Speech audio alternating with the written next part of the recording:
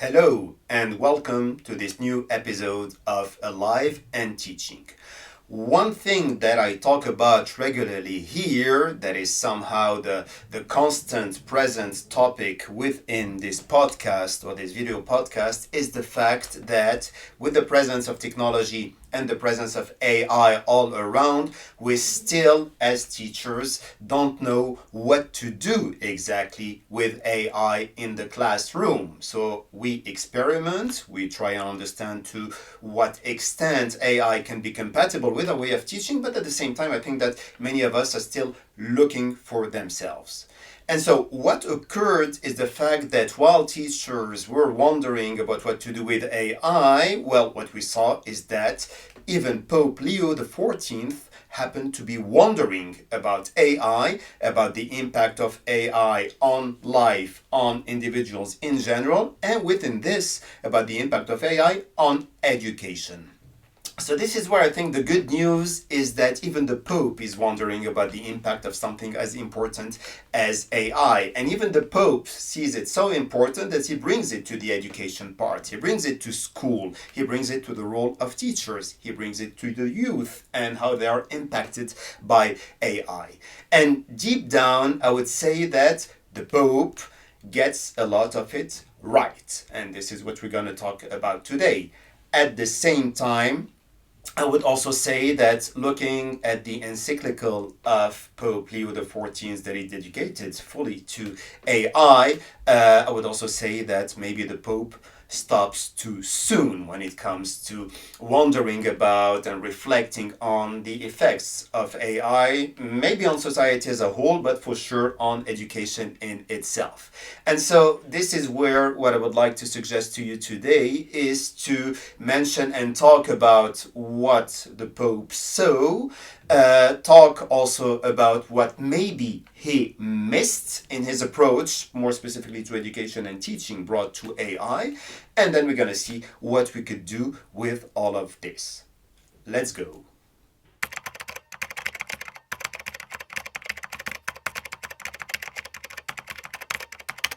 So, first of all, when it comes to what the Pope actually said when it comes to AI and education, or AI and teaching and teachers, and even AI and youth, I would say that there are three tracks that are of importance from my point of view. One, to start with a quote, what the Pope says is the following: that every technology shapes those who use it. That educating people about the use of AI involves teaching them to decide when and for what purpose it ought not to be used. And you can find this in paragraph 140 of the encyclical of the Pope dedicated to AI.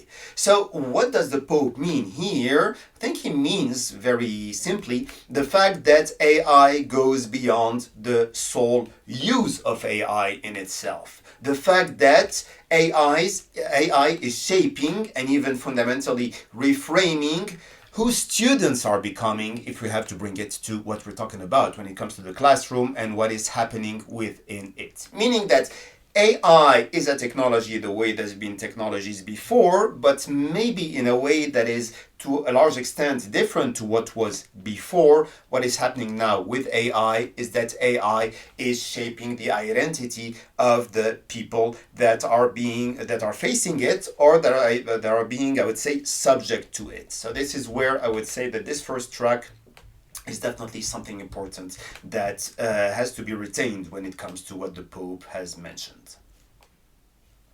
Then point two, this quote and even this use by the Pope of Plato when he goes back to ancient thinking and says the following.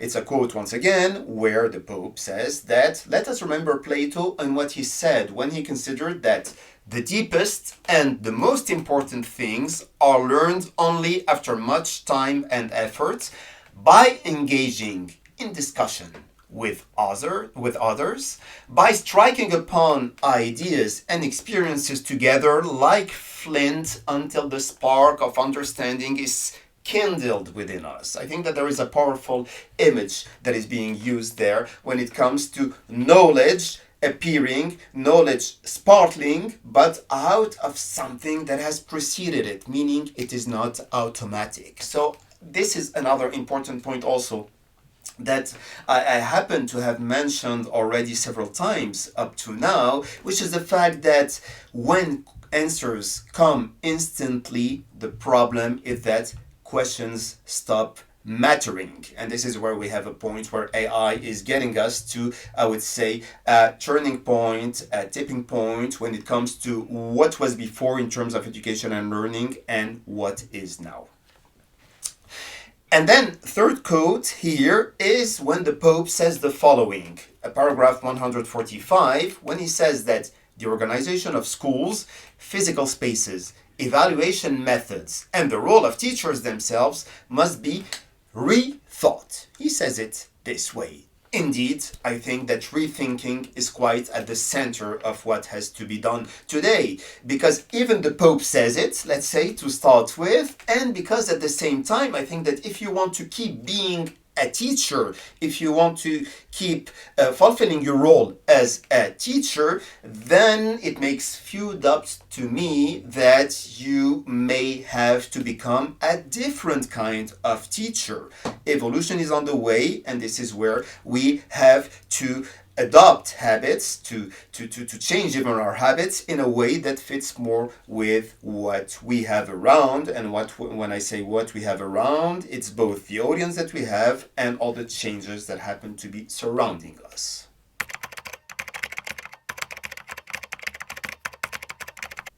So obviously, if we're talking about the Pope, I know that we're talking about something sacred, but at the same time, I guess that the Pope would be open to exchanges and would be open to hearing criticism, maybe, of part of what he has been saying.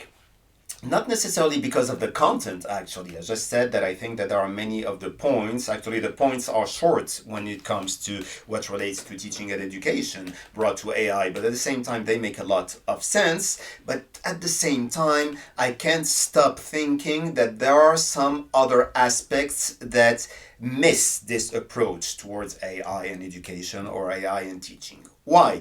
Because it is true, first, that the Pope names the problem in itself, and this is a good thing, but at the same time, I'm not sure to what extent the Pope has entered the classroom, and this is where we have something practical that maybe misses when it comes to the encyclical and what it is suggesting. Why? Because it is true that AI is changing things, and this is put very clearly in this encyclical, but you also need to know what you are facing in order to know what you should change there, meaning that theory is something good, but it needs way more practice. It needs way more grounding when it comes to knowing what is it that has to be done exactly. Then point two, I think that it is very good to see that the Pope tries and fix the system, or at least talks about the importance of fixing the system, of fixing what is around. And here, once again, we're talking about the education system, for instance. But I am not sure at the same time that it is the system that is standing in front of the students, meaning that once again, beyond the global approach to things, we need to bring it to the teacher and the job that he's doing and the duty that he's even carrying towards the students. There is a transmission of knowledge and a transmission of passion, I insist on it, that is quite important and has to be quite put at the center if we want to connect to students, if we want them to understand that what we're telling them is not because we do our job and we want to go home. No, that's because there is something important that we care about, that we formed through or we formed about, and we want them to get it, to have a passion for it even.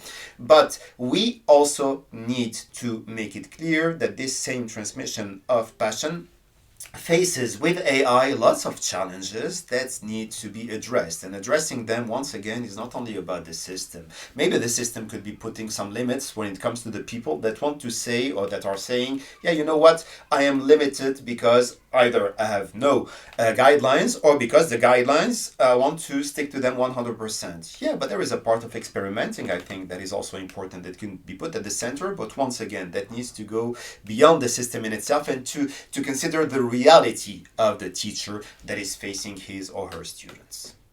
And then the third point here is that it's important, I think, for the Pope to think or to be talking about the students of tomorrow. But you know what? Before I get to tomorrow, I need to know what I do with the now, with the present, with the ones that I have in front of me. This is where we have something key also, because I couldn't agree more on the fact that we have to think of what is on the way. We have lots of concerns, lots of worries about what will happen after, about what is the post, I would say, current period that is waiting for us, or that we could be expecting or waiting for. But then within this, you know what? The students of tomorrow, is good to talk about them, but to know how to shape good students of tomorrow, we have to work on what is now. And I would say that within the encyclical, once again, maybe virtually, maybe reading between the lines, we can see that there is a wondering about it for sure. But what is missing is bringing it a step further by saying, okay, then the action is really needed, following maybe some lines. I'm not saying that the guidelines have to be given by an encyclical and be universal. No, I'm just saying that the wandering is definitely impeccable, but then we are still looking for ourselves when it comes to the way to doing it, if there is any one way to doing it, which I don't think so, which I don't think. I think that we have many ways to explore that should get us to shaping realities in a more positive and more productive way.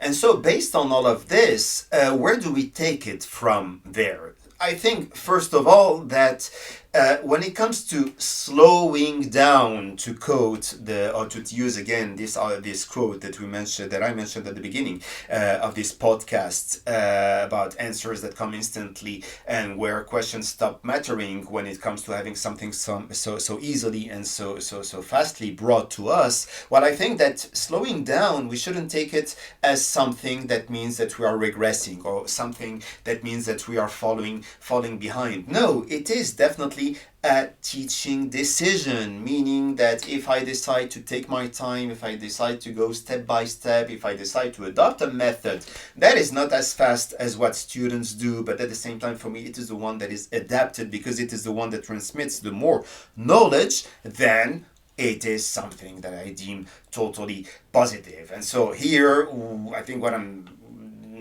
I mean deep down is the fact that, yeah, we have maybe to reconnect to what Pope Leo XIV was mentioning about Plato, the fact that it is important to take our time, and even if the youth and students don't like it and don't have the patience, well, they have to understand that there is a method that is important if they want to really reach the objectives that are expected from them. Then the other point that I've been mentioning in the past, and I think I'll mention it more and more actually, because we're still in the middle of it, is the fact that it is our duty as teachers to find ways to show students where is it that AI stops. When the encyclical brings this danger that we're facing with AI, I think that there is something that applies strongly to education and teaching, and it's the fact that students students today learn more by practice than anything else, and them learning by practice needs us also to show them example of where AI does not really work, where AI could even mislead them, because I think that where there is something that we must insist on. The fact that AI is fascinating to all of us. AI seems to be creating a new reality with an unlimited world of prospects, but then AI at the same time can get it wrong, or AI does not necessarily bring it to what we need it to be brought to. I take my example. I brainstorm a lot with AI, but there is AI tools, but there are many situations situation where I tell the AI tool, you know what, I'm not sure you're on the right way. I see it a different way, and this is where we exchange. And this is where actually AI tends in general to want to prove me right. Yeah, but beyond that, when you insist a bit, when you put your point, I think that this is where you take, or you realize the fact that what you have in front of you is only something interacting with you based on maybe in big part what you want to hear. So let's make this clear to students so that they understand that themselves have a lot to provide still. And then this will be my last point here, the fact that we have to know why we are still in the classroom, meaning that, we hear a lot about the fact that when we have the fears about AI replacing teachers, that's also because even one of my students brought me this example telling me, did you see this high school, I guess it was in the US, where there are robots and tools that are teaching students, and they have a very high, they have very good and very high results. So it's working. Okay. I don't know about this example. Honestly, I should do my homework and look deeper into it. But I think that the teacher, at least up to now, is still this human connection that has a background and has a technique and has something to bring to students that is based on what we know to do and how we do it. Meaning that one teacher and the other won't be the same style, but it doesn't mean that one will be better than the other necessarily. No, the way we talk about what we want to teach is what I think many students will retain. Some of them will hate us, some of them will love us, some of them will be in the middle. There are many experiences and many examples like this. There is no one example that applies there. But whatever it is, we know, we teachers, why we are in the classroom. Students, some of them may feel that they're a bit like obliged to be in the classroom, forced to be in the classroom, but honestly, that's not the majority of them. I think the majority of them know that they have to go for studies and to have education so that they do something in their life. This is where the classroom still has an importance, and this is where the method still has an importance, and AI is a way to enrich this as long as we know how to deal with this.